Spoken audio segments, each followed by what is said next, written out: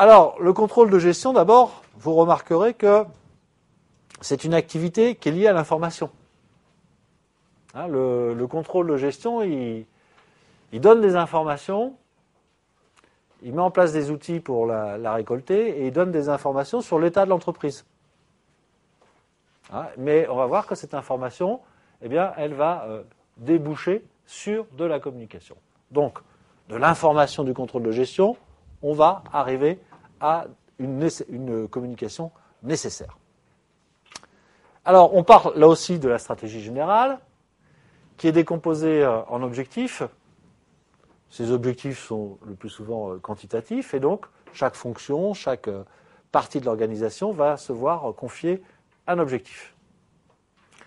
Des tableaux de bord sont établis par activité, par fonction, et qui vont permettre évidemment un suivi régulier des objectifs. Alors, vous savez très bien qu'une des missions du contrôleur de gestion, c'est précisément de proposer des tableaux de bord, ou plus exactement, dans une vision plus moderne du contrôle de gestion, de négocier avec les responsables fonctionnels la mise en place d'indicateurs de suivi de leur activité.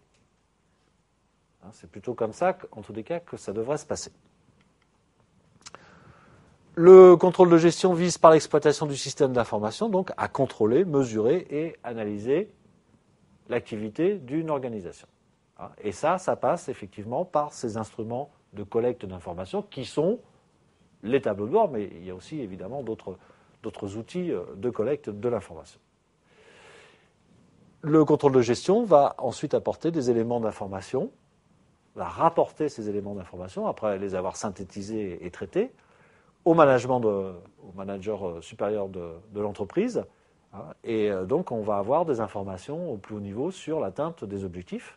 Et derrière, il y aura une communication pour des mesures correctrices, ou au contraire, pour persévérer dans la voie poursuivie jusque-là.